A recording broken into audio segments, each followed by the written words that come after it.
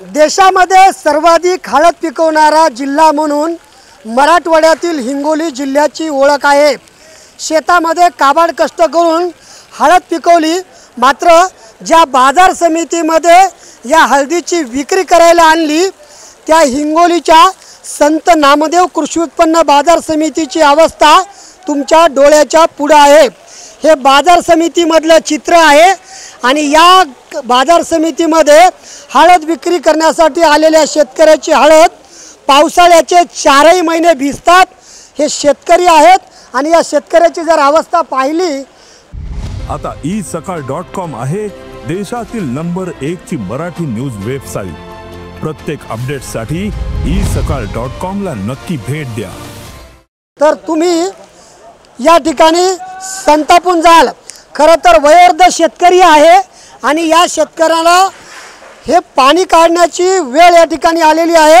कसं व्हायला बापू? अहो लय पाणी व्हायला हो, काय सांगता। कुठून आलेत? आम्ही खिलारून आलो, खिलारून। हळद भिजली का? हो। आता हे नुकसान कोण देणार? आता लुस्कान आता तुम्ही सरकार। का बाजार समितीमध्ये पत्र फुटलेले दिसत आहेत? हो, हे काय सगळं भोंगळच आहे खाली। हो, पाणी साचायले। कधीपासून आलेत? आम्ही 3 दिवस झाले। ही या वयोवृद्ध शेतकऱ्याची अवस्था होती। हळद पूर्ण भिजती, कष्ट करून इथं आणले। काय नुकसान झाले? हळदीचं पूर्ण नुकसान झालं साहेब। पूर्ण हे शेत उडून गेलं तरी याची कोणी दखल घेना। कोणत्या जिल्ह्यातून आले? आम्ही वाशिम जिल्हा। विदर्भातून आलेले शेतकरी आहेत, मात्र त्यांची हिंगोलीच्या बाजार समितीमध्ये काय अवस्था आहे? सकाळपासून या ठिकाणी पाऊस सुरू झालेला आहे। आता पाणी किती आहे हळदीच्या ठिकाणी? आता पाणी भरपूर आहे। शेतकऱ्यानं शेतामधली हळद आणली, पण बाजार समितीमध्ये असुरक्षित झाली। नाही समजा भिजायली, खालून पाणी चाललं तर समजा भिजायली हळद। काय समजा पत्र उडून गेले इकडून, समजा खालून भिजायली। बापू सगळं अंग पिवळं झालं हळदीनं। हो ना हे काय। आणि इथं भिजायला हळदी वरून पत्र फुटके सांगा। हे लोकांचे सारे या लोकांचे जाण नाही, या लोकांचे चल्या मुदाम पाणी गेलं फुटकं नसतं, पाणी जात। हळद भिजली, आता कसं? आता काय करायचं? त्याला काय इलाज? आता काय करतील? आता काय आता हळद भिजली कसं? आता काय हळदीला भाव कमी लागेल ते थोडेच घेणार आहेत हळद। आता काय आमचं नुकसान झालेलं आहे, ते तर सरळ बोलतात की हळद भिजली आम्ही घेत नाही म्हणून। आता काय होणार आहे त्याच्यामध्ये? बरं, निसर्गाच्या संकटामुळे शेतात हळद भिजती, पण तिथं तुम्ही हळद सुरक्षित केली हजारो रुपयाची मेन कापड घेऊन, पण इथं भिजली। इथं भिजली ना, आता माल तयार झालेला आहे, इथपर्यंत आली मार्केटमध्ये, पण आता भिजली। आता त्याला काय करायचं मग?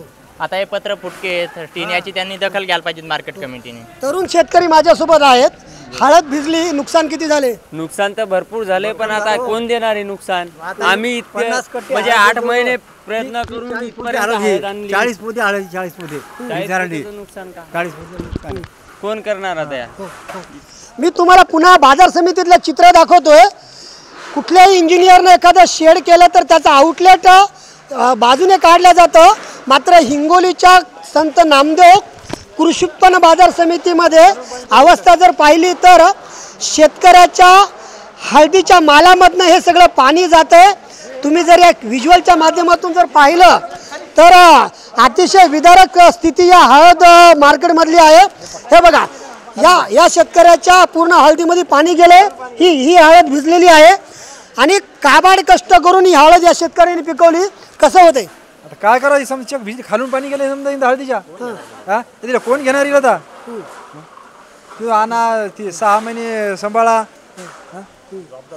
देशात सगळ्यात जास्त हिंगोली जिल्हा हळद पिकवते, मात्र बाजार समिती अवस्था नाही ना। बाजार समिती असली असं पाणी आली चेक चौकून।